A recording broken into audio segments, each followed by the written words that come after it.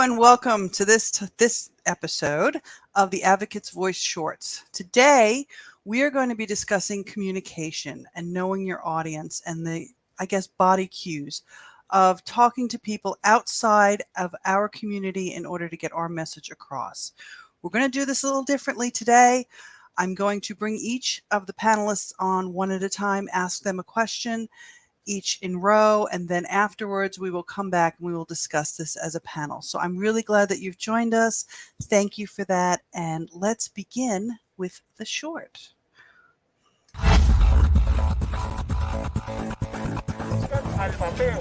What we do as advocates is hard on the mind, heart, and body. As advocates, we need tools to counter burnout and foster resilience among the ranks of volunteers to do the work to enable millions of smokers to have the choice and options they need to move away from the thing that will kill them to the thing that saved us from certain death. In this series, we are going to cover a range of topics, as requested by the advocates themselves, to provide them the information and support they need to keep calm and carry on. In this episode, we discuss communication and understanding your audience. The art of communication is knowing not only what to say, but also to understand the viewpoint of those you wish to engage with, to tailor the message to their worldview. In understanding your audience, you will know when to engage and when to disengage. And there are going to be times when it is best to agree to disagree. We need to make the effort to understand where people are coming from all sides of the discussion. A lot of people who seem to be on the fence or opposing us may simply need to be given the facts and evidence that they have not been aware of or considered. Treat people the way you want to be treated. My way or the highway thinking and engagement only leads to aggravation and dissension. Agree to disagree if you must. Understand that some of the people you wish to communicate with are not willing to actively listen to your message. Remember, do not take it personally. Take the high road.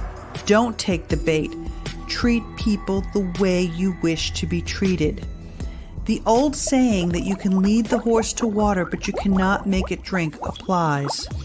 Sometimes you need to plant the seed, water it in, and step back and give it time to settle. A lot of the work that we do is planting the ideas in the hearts and minds of people so that they can develop and grow their opinions and feelings about tobacco harm reduction and the way it has helped us.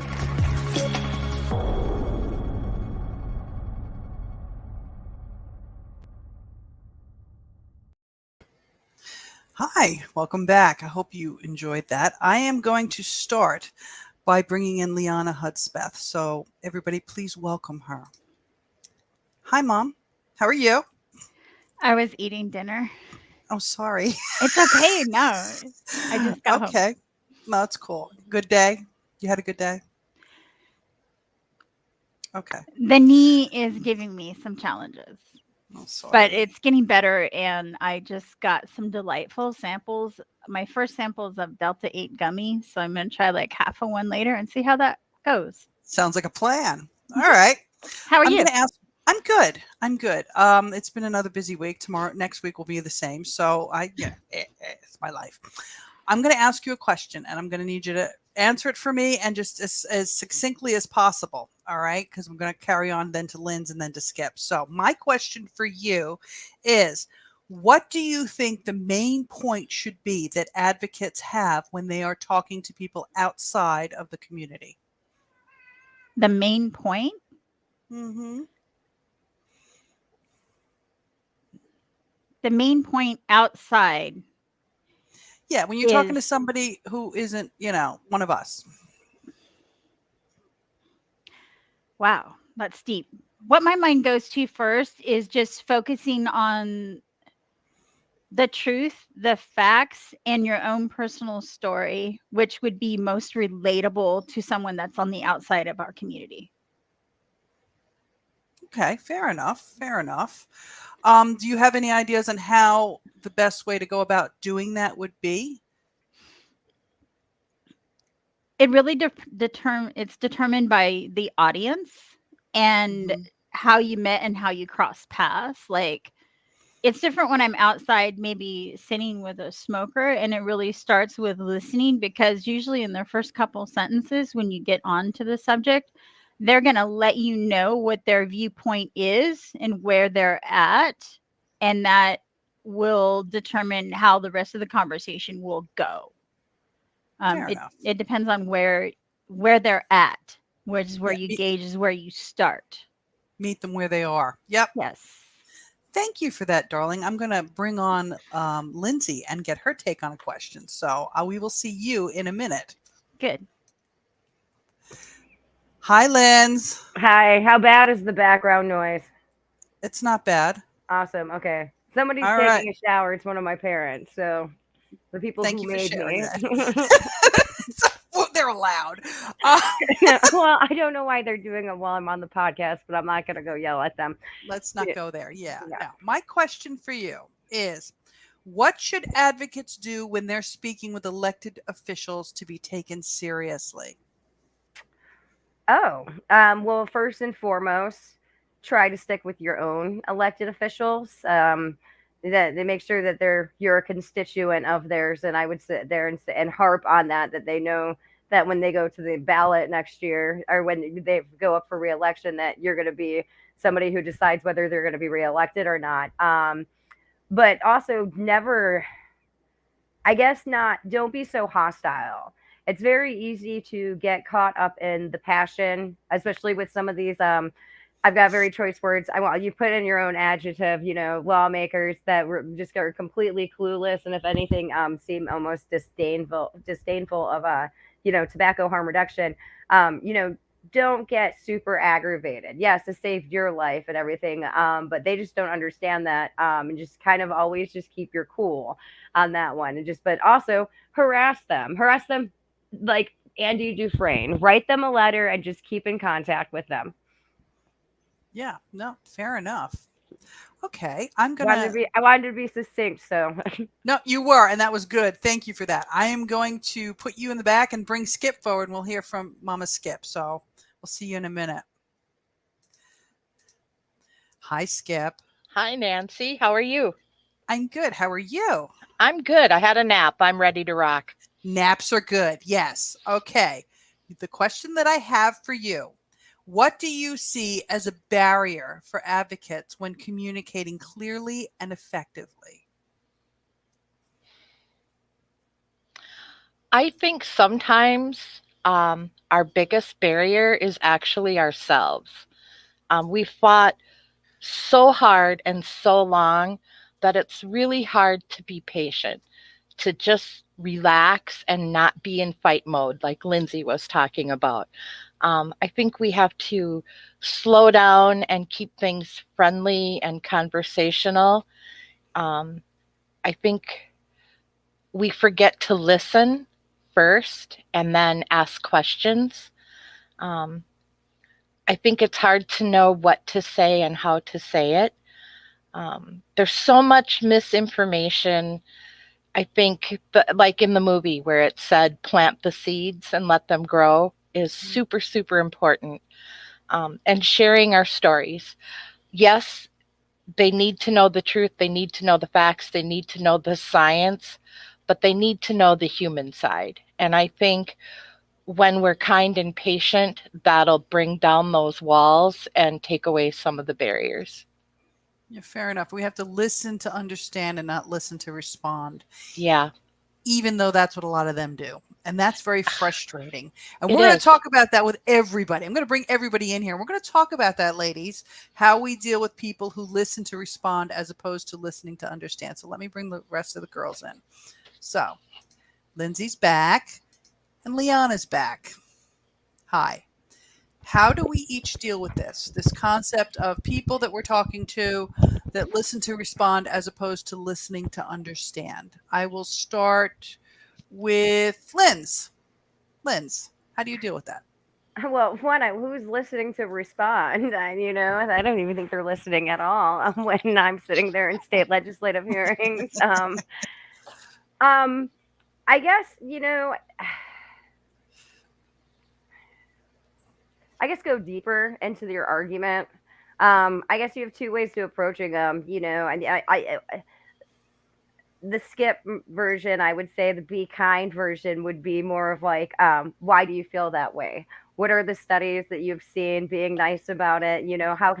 How can I get you to see? And then you could have the Lindsay Stroud version that is BS. And here's like 20 studies that sit here and say otherwise.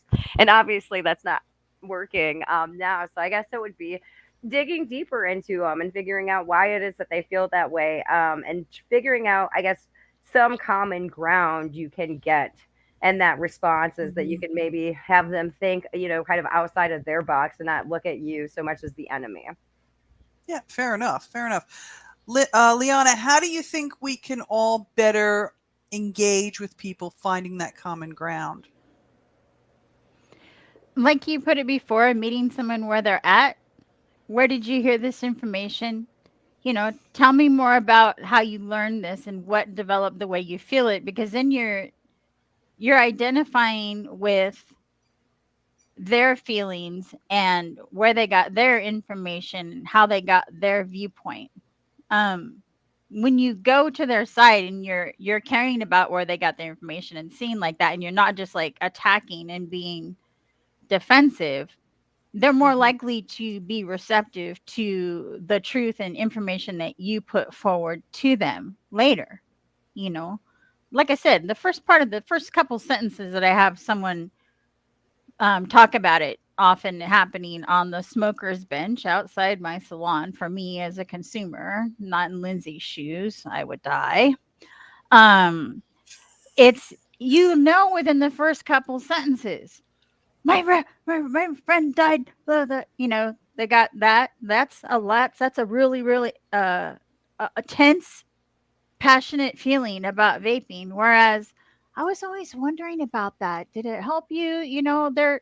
You can gauge that, and taking the time to get into that, which is easier said than done, especially for someone with ADHD, which is me.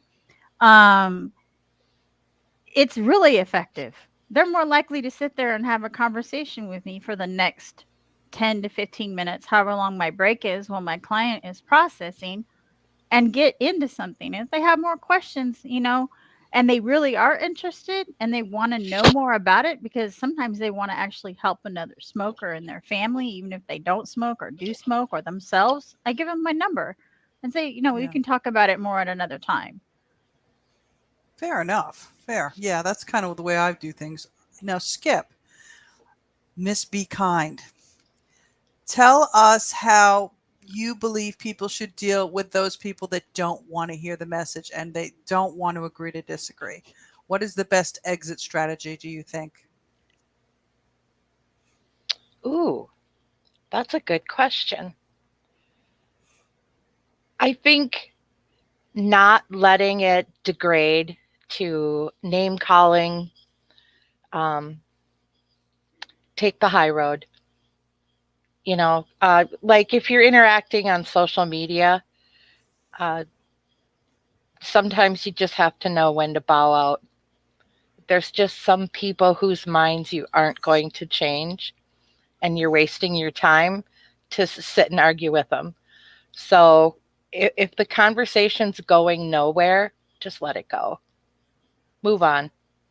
Now, as an adjunct to that, and we've seen this happen, when these elected officials or experts, such as it were, go on the attack, it's very difficult to not respond and attack back.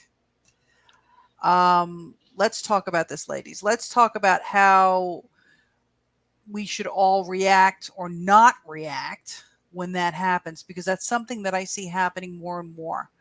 And I don't know, part of it is because they're being attacked. And of course, human nature, you automatically, somebody's attacking you, you're going to go on the offensive. But some of it is coming out of left field. And it's very difficult to deal with that. And not so much in taking it personally, which we've already covered, but to not react to that. What are your tips for not reacting to that? Anybody can pick that up. Take a deep breath, and if you need to, walk away. Sorry, Leanna. I'm just thinking of the list of like Skip that has of like things to do to quit smoking, and I believe that's like one of them. It's easy for me, Lindsay. You can't just like walk away when you're in the middle of what you do, but I can literally go, oh, break time's over. But I don't normally get attacked personally. It's the subject. I think if you remember, they're attacking a concept, not you. Yes. Yeah. Well, I have a fun group that I'm in. It's when I deal with state legislators and stuff. Like I'm in a chat group, and we all just sit there, hooping and hollering amongst ourselves, just talking smack. So when we actually have to go in front of the lawmakers, we're a little bit, cool, calm, and collective. You vented first. But the thing is, some advocates do actually engage like you do, Lindsay. And what are the tools that they should have when if that possibility does arise? I mean, what's your suggestion to them directly? Well, if you're sitting there in a legislative hearing and you hear popcorn lung get brought up, it's easy to address that and kind of rebut them, and be that in a cool, calm manner. Be like, we understand that this lawmaker has cause for concern on popcorn lung. Studies have shown that smokers are exposed to this chemical more often than not, or whatever bit you want to put up, and just kind of be cool about it. I'm kind of rebut them when they're putting out the nonsense. If you're a vape shop owner going up there, bring up your own anecdotes of the stories of the people that you've helped quit smoking, to counteract the moms that are going up there giving the stories about how their kids are addicted to vaping. So addicted they're not in this hearing telling their own story, huh? Versus you could turn around and be like, look at all my customers. But it's definitely, troublesome. But you got to just keep fighting it. One of the things that I've noticed, I was talking to Skip earlier about this, with the overdose and the opioid crisis. These women are actually trying to actively change it from overdoses to poisoning, because a lot of these kids are under the impression that they were getting a Percocet and they're dying from a fentanyl overdose. And you're actually seeing this narrative kind of change. Governor of Texas Abbott had talked about that. So it's just persistent. Keep fighting popcorn lung. Keep going after all this nonsense, and just be calm, cool, and collective about it. Don't be rah, rah, rah, rah. You're an idiot, lawmaker. Just think that in your head. Yeah, no, fair enough. I mean, we've got Brian Power here. Hi, Brian. And, he basically said, don't let the debate become an argument, which follows the whole high road thing. Know when to engage, know when to disengage, know when to agree and when to disagree. One of the things that concerns me is, as we're going forward, and especially for those of us that are going to be directly impacted by the COP10, and what's going on with those shenanigans, is that there are going to be a lot of people that are going to hear so much of the effluent is going to become. You mean the Bloomberg bullet points? You said it.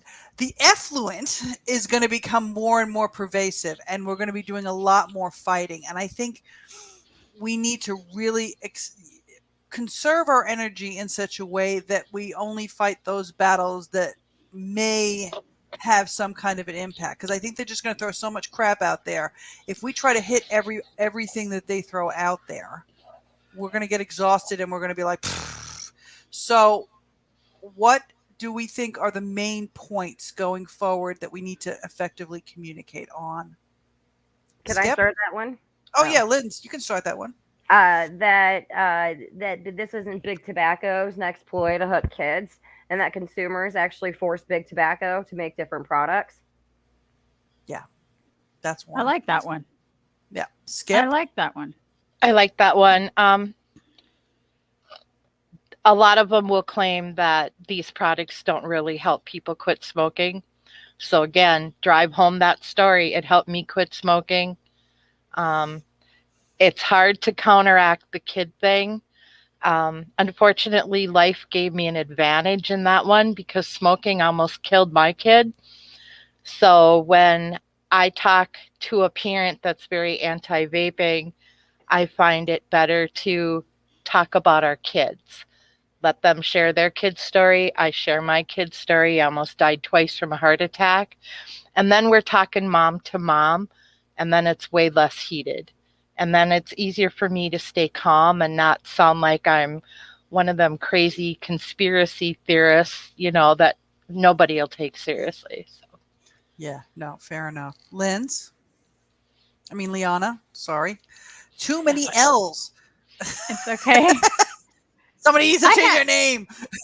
I used the same strategy once, Skip. I was talking to a mom, and she felt like she had done something wrong because she agreed to let her, I think he was 17, about to turn 18-year-old son try vaping 0 milligram. He just wanted to try it. She said, "That's fine. You can try it and then see what it's like." He did it for a minute and he went, "Oh, okay, that's interesting," and then walked away from it. It wasn't a big deal. I remember having that conversation with her, and that's something that has come up later. I've also talked to some parents that said I would rather have my child try vaping than try smoking. But valid points for me, they really depend on my mental state, if I have the facts straight in my head, and again, approaching them where they're at. What is it that they're coming at me with? And how can I help them understand or even want to understand the truth of where it came from, and definitely sticking to my own story, like today, my client today. And she goes, "What is that?" I was changing a coil while she was processing. I said, "This is some e-liquid that I made, and this is the coil, and that's an atomizer, and it saved me from 34 years of smoking and a bunch of chronic illnesses. There's very little nicotine in it, and it tastes really good." And she goes, "That's awesome." I said, "Yeah." There was no argument. There was no static or anything. It's like a shot over the bow. Where are they at? What is that? And other people, everybody varies. But it was just a nice, short, quick little conversation. It wasn't anything negative, but like I said, I've had the arm gripped all of a sudden, that kind of reaction outside. That was the worst one that I had ever dealt with. Yeah, no, fair enough. I think, and I may be wrong, but I think that more and more people, as they see more and more of people like us out there vaping, they realize, oh, wait a minute, this isn't a fad. This isn't just the kids. There's something to this. And I think what we've got to do as advocates is kind of humanize it, show them like what you've done and what Skip's done. We have to connect with people on a very visceral level, because the people that are against us are connecting with them on a visceral level and inciting moral outrage, whereas we have to connect with them on a very human level, human to human. In the chat, we've got people talking about Tahir, who drives all of us absolutely insane. Why do you guys respond to him? I ignore why him. do people respond to him? I don't get that. I'm Brian asking Power you in the just chat. Please tell me why you respond to him. Yeah, please explain to us why people responded to here. Brian has just made a comment which is very good. When there was more of an ability for people to step down on their own, that was the best times. No disposables, just a small tank and their own will. Yes, open tank systems have probably helped more people than disposables ever will. I'm gonna play devil's advocate on that one. Go ahead. I don't know about that. Now, everyone knows my personal opinion about disposables. We will not get into it because we're talking about communication. But I do think that disposables and also the pod systems, their availability in C stores where people are getting their smokes, did help out people quit smoking. And actually, when I go out and see people on the street vaping, I always ask them, "Hey, did you quit smoking? You know, using that product?" Because that's what I'm curious about. Like, how many of these people are just picking this up that would never have picked up cigarettes? And actually, so far, I think I've gotten one out of like hundreds of people. But there are people who are quitting by using disposables who Yeah. probably never would have, you know, because they're younger and weren't probably exposed to flavored jewels, which kind of sucked, but still exposed people to something better than, you know, that. So I mean, sorry, my I devil's advocate no, on no, there. no, I do it's think a lot cool. of people I quit understand smoking that. using those piece of crap devices, but No, no, oh, no. did I say that? Sorry. I do see your point. I mean, and I have always been a proponent of if combustible tobacco is available somewhere, then there should be, you know, an easy to use product that's a harm reduced product available right next to it. Um, the concern though is that, you know, the WHO and a lot of these countries are trying to stop open tank systems, and that is a problem because I know for a fact with me, and you know, this is just me, I can't do Nick salts. So therefore that throws the whole disposable and most of the pods right out the window for me. Okay. And I'm not the only one. And there are a lot of us who are older, who would have that issue. Okay. So if we're talking about access and choice, yes. Do I think personally that these products should be available in convenience stores? Yes. And I think they should have flavors as well. But I also think that the attack on the open tank systems and the old school way of doing it is not going to help anybody either. So if it's going to be access and choice, it has to be across the board. It can't be picking and choosing. And it concerns me. It concerns me that we have people that in higher places that are saying open tank systems are so bad. The young ones aren't using the open tank systems. It's the rest of us. Well, Okay. it's the big companies. I mean, open tank systems really comes down to product liability. And none of the mass manufacturers want to have that mass amount of product liability. Yeah. You know, when they have millions of people using it, you have millions of potential of, you know, battery explosions. Wouldn't that be great? Yeah, but you know what the thing is with battery explosions, and I hate that argument. I mean, I know why you brought it up, but I hate that argument. Sorry. It's okay. You know, if you're the majority of people who use these systems understand about it, though the old school, the original group. Okay, we had to do Ohm's laws because we were doing our own coils, right? Yeah. And mech Now mods. and mech mods, right? Yeah, which they can be dangerous because let's be honest, they can be dangerous. I'm going to leave it at that. But, you know, responsibility. You don't drive your car and not check the oil. I mean, and Some people do. Some people do. But some people Okay, do, right. But the unfortunately. majority of people don't do that. Okay. What I find more go what's ahead. happening though, as far as where the industry is going, and more people are going to what I call mid-size from the open tank, going away from something that's pulling these coils the lowest wattage on my favorite flavor coils because I've got huge lungs and obviously a big mouth and I'm loud. I like 70 watts. Okay. But the majority of what I'm seeing people now using are more like a mid size that is a lower wattage, good flavor, still a lot of good cloud production. And I can be satisfied with one of these and a pod in a pinch and use regular nicotine up to 912 in a pod. But for first quitting smoking, that's a little bit tough. But Yeah. more people are leaning towards the smaller, more mid-size. Yeah, I mean, I have one. I've got a I don't have it with me, but you know, I've got that little one. It's a pod system that's a refillable pod, right? Love that thing. Works perfectly for me. It's like 25 watts. I'm happy. Okay. Yeah. I normally vape at 55. Okay. I don't, but it's the ability to customize that concerns me. Yes. I have too big of a draw for this thing. This little tiny coil and this beautiful K-Fun primer. I'd be like, oh, that's so nice. And I'm like, I don't know how to draw soft. It's like telling me to talk in my insight voice. I'll burn the sucker up.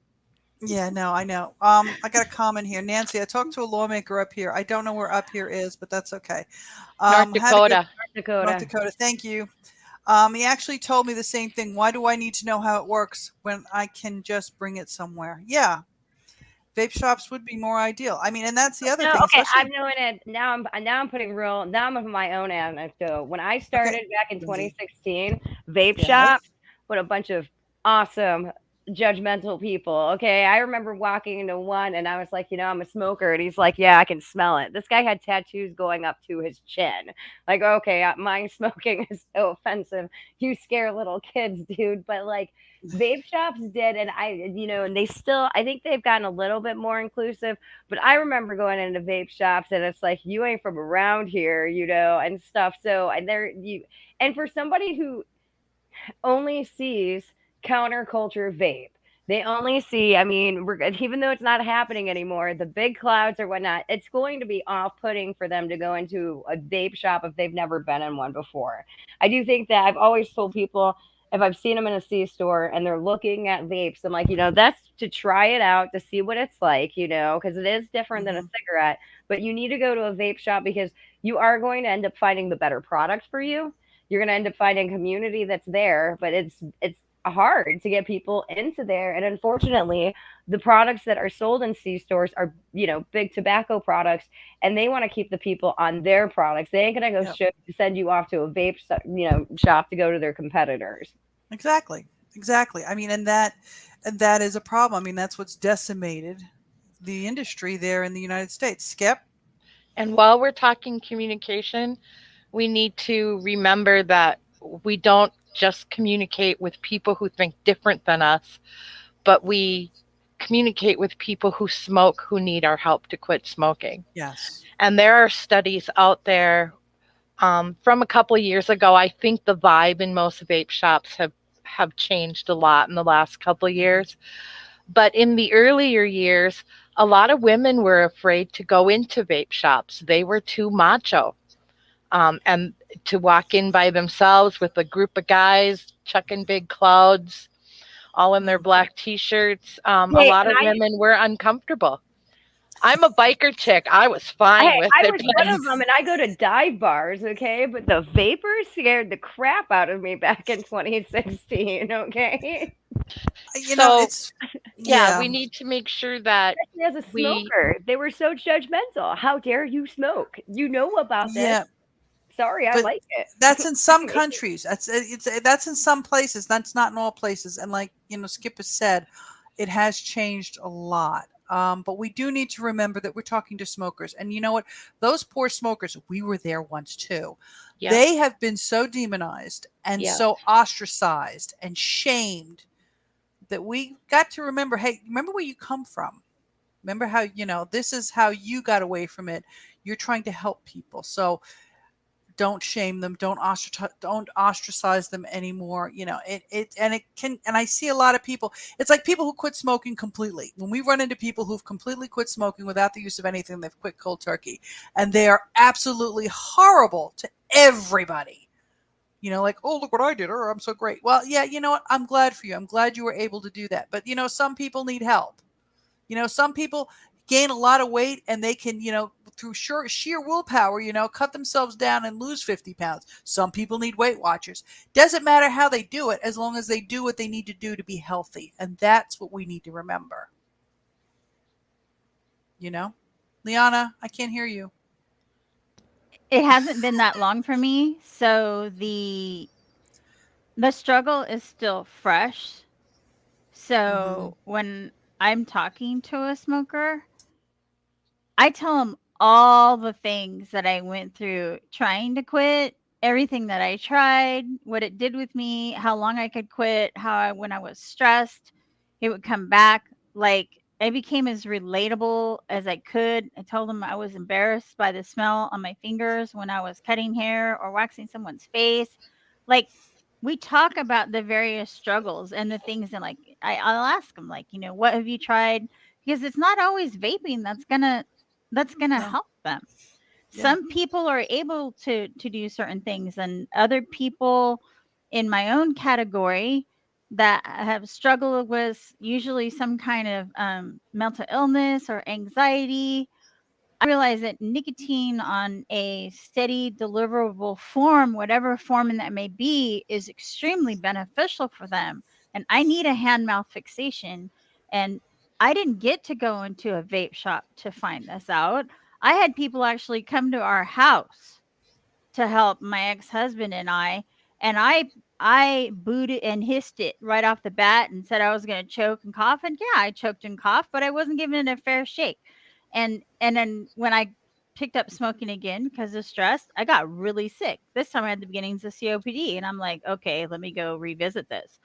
So I revisited it, and this time I came back with a totally different attitude, and I just started asking a million questions because when I do something, I want to learn everything there is to know about it. And I wasn't shy about going into a local vape shop and starting to pick their brains. I mean, I was probably pretty annoying until they realized I was serious, and then, just like kept diving deeper. And I didn't just go past a rabbit hole. I've dug a hole all the way to freaking China.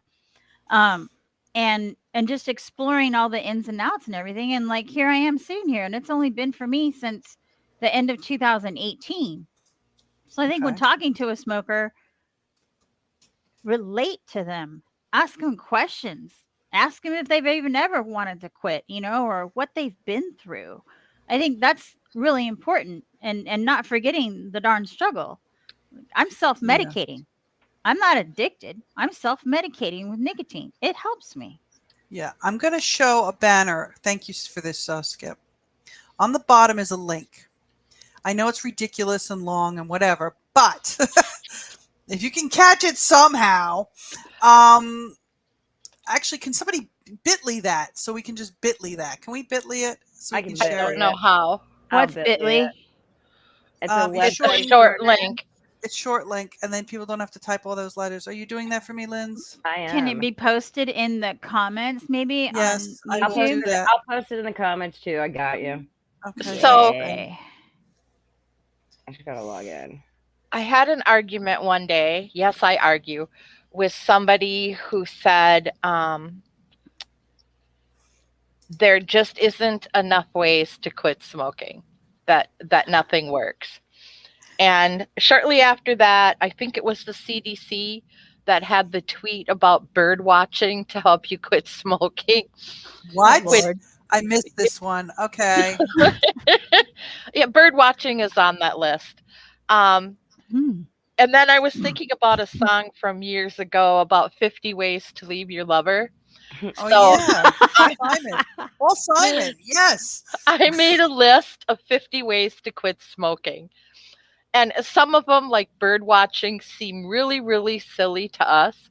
But one of the things we need to remember is that when somebody just cold turkey quits, the withdrawals are awful.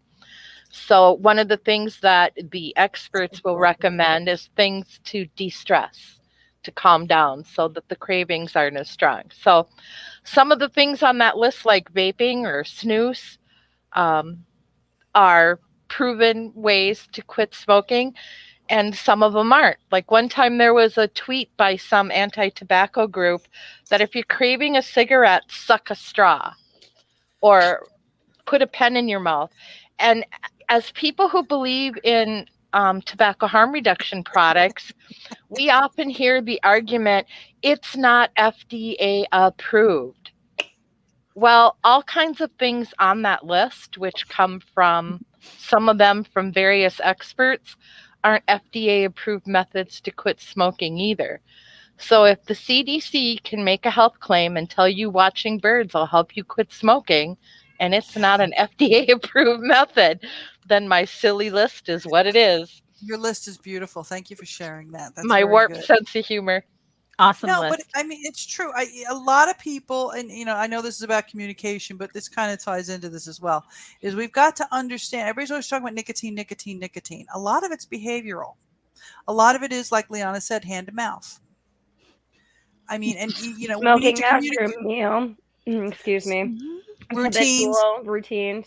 Triggers. Habitual In the triggers. car. Okay. You almost hit a freaking car. You almost get into an accident. That cigarette tasted so good, Yeah, like comfort. calming your It nerves. provides Yeah. comfort. And Mara Glover has gone over this a few times in a few presentations she's done, is the comfort factor. And I don't know how we can articulate that to people that we talk to outside of the People who never community. smoked. Yeah. Yeah. And then I guess that might be. and I hate doing the whataboutism, but I guess you could always, kind of harp into what's their guilty pleasure. Like I sat there in Connecticut. I sat there at the Connecticut hearing, and this one lawmaker did the whataboutism, and she's like, well, a lot of fast food causes diabetes. We're going to start banning that as well. And I was like, thank you, lady. I mean, on that, I hate doing that argument myself, but that might be a way to be able to engage, like, asking something like with somebody, like, what's a bad habit of yours that you wish you could end? And, and how would you feel if government took away your ability to end that bad habit? Yeah. And what do you do when you're really, really stressed out? Like you just got in a fight with your other half or a family member, someone that really, really triggers something emotional. What is it? Do you go have a glass of wine? Do you pray? Do you drop a pill? What is it that you do? Because humanity is human, and sometimes, prayer and things like that only go so far. They need something like immediate, Tangible. whatever it is that it is that they go to. And then you can say, okay, now imagine having that taken away from you, that choice. Okay. And next time you're stressed out, what is it going to be? Hey, I got my thing right here. From. Diet Coke. All right. With lawmakers and the female ones and everything. I mean, could you imagine if they just banned, what is it? Aspartame. Aspartame. What if they took your coffee away? Yeah, if they just started banning. Oh yeah, wait. Could you imagine if big sugar was like you can only have sugar or high fructose sugar? Right. Yeah. So all the Karens would unite. They would get off vaping at that point. Thank you. Hey, Grog, whatever works for you. We're of the mind that whatever works for you is what you need to do. It really is. And if you're going to be supportive, you shouldn't be judgmental over what methods somebody chooses. Exactly. Hey, you're just telling them what would it be like if that was taken away from you, is your choice. If someone said you don't have that option anymore, that's how I feel about getting my small dose of nicotine in this particular form, because the other forms didn't work for me. Boom, all of a sudden they get it. They're like, oh. Well, I mean, and amongst ourselves, and when we're dealing with smokers and with these public health people, we've got to remember that what works for me might not work for you, and we've got to respect that. And I see it happening less and less, but it still happens. Oh wait! The lawmaker, the chairman today brought that up. Oh, do tell.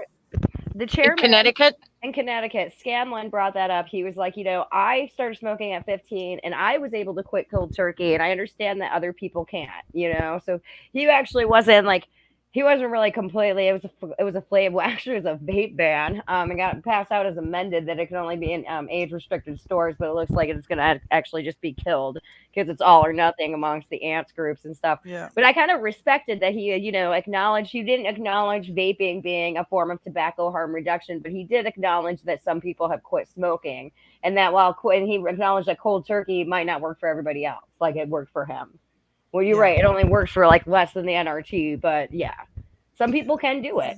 Some people can do it. I mean, and the other thing too, that, an argument that I've used is tobacco companies, when the ants and the other people came in about the, low nicotine cigarettes back in the 80s, I think it was. Skip, do you remember that? Light cigarettes, late 70s, early 80s, right? Yeah. Well, I don't remember it, but I remember it in my research. Yeah, I remember it. And Leona, you'd remember too. I keep forgetting. I always think you're like 10 years younger than me. Anyway, when they did that and they changed the formulations of combustible tobacco, that's a compliment. They, what used to be in cigarettes was like maybe 500 chemicals. I mean, and now it's like 7,000. Okay, because of all the additives and everything else that was put in. They're more addicting. And it made them more addictive. Yeah, it made them, it potentiated that nicotine, or made the nicotine more readily available, bioavailable. And, so somebody who quit smoking in 1975 probably had a hell of an easier time than somebody who's trying to quit in 2020, 2022. Yep. Because of the exposure to what they've been exposed to. And that's an argument that I have used. And some people have gotten it, and some people have just, the eyes glaze over or deer in the headlights. But we've got to keep that in mind as well when especially when we're dealing with people who are of that. Oh, I quit cold turkey. Well, when was that? Right. Or especially the ones that like, oh, well, my grandfather smoked all of his life and he was fine. And I'm like, it wasn't even as toxic as it is now. Like, it's extra toxic. I remember being a smoker, we used to sit around and we were wondering like how much cocaine they put in that darn cigarette and all that stuff. I wonder how many different additives are in it. This is like so addictive and all these things. And I found out like the menthol crystallizes in my lungs and makes me sicker than regular tobacco, and I liked my menthol, and Yeah. it was bad. It's just, go ahead, Skip. I have one other thing for everybody to think about while we're talking about communication, and that's the language we use. Amongst ourselves, I don't care if people say ants, but I don't think you should say it publicly or on social media. I think it's stigmatizing language. And if you're referring to somebody as an anti-nicotine and tobacco zealot as you're discussing things with them, you're slamming the book shut. Oh, that's what that acronym stands for. Yes, anti-nicotine and tobacco zealot. If you read my my op-ed that got published last night, I don't use the word smoker in that op-ed once, because smoker to the public is the same as a junkie, an addict, a meth head. It's also a stigmatizing word. And I think when we're having conversations, we need to be careful what words we choose. I never thought about the word smoker. Because I've used that because I was a previous smoker. I labeled myself that way. Yep, it was hard. I had to edit several times to get that word out of my op-ed, and I've been harping on smoker for what, Linz, a year at least? Been harping on me for calling for you. I don't know. I use it to describe myself. So how do you word things? People who smoke.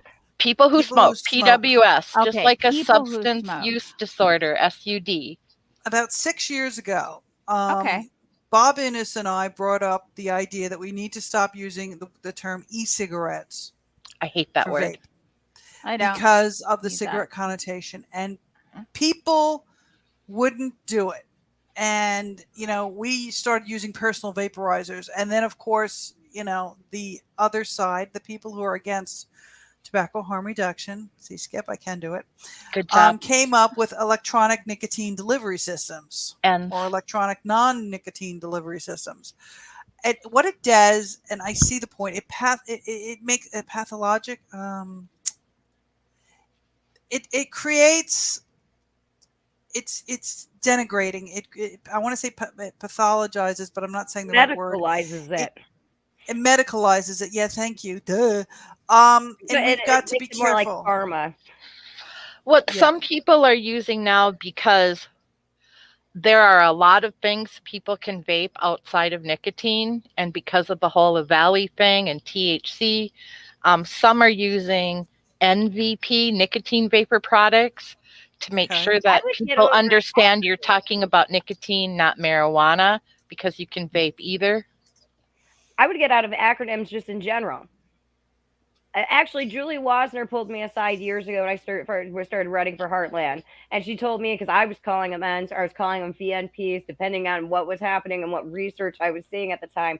And she said, the medicalization, you're putting it where it's going to be connotated with pharma, and you really don't want that. You might not want it to be tobacco, but you sure as heck do not want it to be, related to pharma products. So I just call them, electronic cigarettes and vapes. I interchange it. I refuse to use N's. I also refuse to use EVALI when it came out. I didn't care how many words it put into my op-eds, vaping-related lung injuries. Yeah. Yeah, there's something Brian wrote, and I'm going to show it here. We've all been debating how to change language and what we know. To break that habit will be hard. We will have to agree what to use to help. Yes, absolutely. And that's going to be hard because we have some people in different parts of the world. This is the problem with language. We've run into this before, okay? Because for example, in Europe, okay, in some European languages, there is no word for dependence. The word for dependence is actually addiction.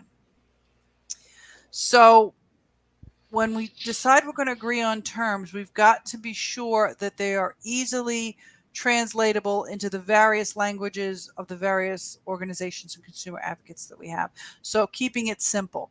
So conceivably, if we keep it simple, use KISS principles. We should all basically use personal vaporizer, or we should use personal nicotine vaporizer. But getting everyone to agree to that is going to be harder than getting everybody to agree not to use certain language. I think that's probably what we're going to have to do. But if we're the only ones using that language too, and the media is not, it doesn't matter. Yeah. I mean, I have noticed the media, the media did quit calling it ends. You don't see ends that much more when you go read the Wall Street Journal, and they do, you know, or with Sheila, our lovely Sheila out there. She calls it like e-cigarettes. I think when you go through any like news story now, they never use ends. Rarely you actually see that, and I do think they kind of interchange it. And I think it's usually called vapes. Actually, I think they're trying to make it shorter, you know, shorten their word count. You see ends a lot in studies. And I don't use ants. I use people who think different than I do. I've never used ants, which is a tongue twister versus ants. But if they think different than me, there's always an opportunity to find some common ground. Yeah. Versus using a term that in my head makes them the enemy, which then makes me communicate with them like they're my enemy. Well, and I don't want enemies. Common and communicate both start with COMM, right? I want to be friends with them. If I'm friends with them and I'm friendly with them, I'm going to get further with them. If I sit there and keep coming at them with anger and like, it's just not going to work. And we see where that's gotten us. Hey, Paul. Hey, Paul. I just lost the show because he tried to call me. He just spoke up. Going on Twitter and looking at tweets of people who aren't pro THR and trying to put myself in their shoes, trying to see what they see us as. And quite often, if they tweet something, there's 10, 20 of us all throwing information at them in a flurry. And a lot of them see us as a group of really angry people, not friendly people to have a conversation with, angry people, like a swarm of hornets or the Tobacco Harm Reduction Gang. Yeah. They think we're crazy. Crazy's a stigmatizing word too, but they just find us off the charts. And we're not going to be heard when we're viewed that way. I don't know, because the Karens get heard. We need to get all the women and just become the THR Karens. We could, but we've got to do it in a different way. We can't be shrill and like I was going to say it and I didn't say it. Those other people, the moms against vape. Pave moms, they had an invitation to the White House and to Congress. They are getting listened to. And they're getting quoted in state hearings. They have money, they have power, and they have Save the Children on their side. Yeah, that's what it is. It's not the way they're arguing or the way they're speaking or anything that has to do with it. It's because they are being backed. Consider that. It's the source. That's the source. Where are they getting the money from to be able to do what they're doing with it too? They're putting it all in the media campaigning. Well, that costs money. It was meant to be that way because tobacco wanted it that way. Well, I saw their tax returns. I know who gave them that funding. I know it all went out to media though too, which I was impressed. Yeah, they don't need it. Let's be honest. No, they don't. They got rich husbands. Yeah. All right. So to summarize here, when we're talking about communication, we have to know our audience, whether it's public health officials, government officials, or people who use tobacco. We have to take the high road. We have to be empathetic to them and compassionate to them. We have to realize that sometimes you're going to lose the battle to win the war. Sometimes you have to agree to disagree. But the main thing that you have to do, which also ties into self-care, is to not take things personally and know when to just completely disengage, because, some people just aren't ready for that discussion. And that isn't because you didn't do anything, you did something wrong, or you should have done something else. Some people final thoughts, Lindsay. Keep harassing your lawmakers in a respectful manner, but make sure they're, hearing from you it's election year. Make sure they're hearing from you every week. Fair enough. Liana? You want to save the children? Help them parents save themselves the way that they choose to. Perfect. Skip?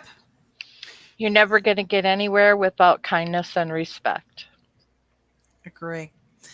And all I have to say is take the high road. Always take the high road. You can yell and scream in the backyard later, but you, as an advocate, represent all of us, and we all get colored with the same brush, depending on what you say and what you do. So thank you, ladies, for joining me today. Thank you, all of you out there in the audience. Thank you. We'll be back in 2 weeks. Much love. See y'all. Bye. Bye.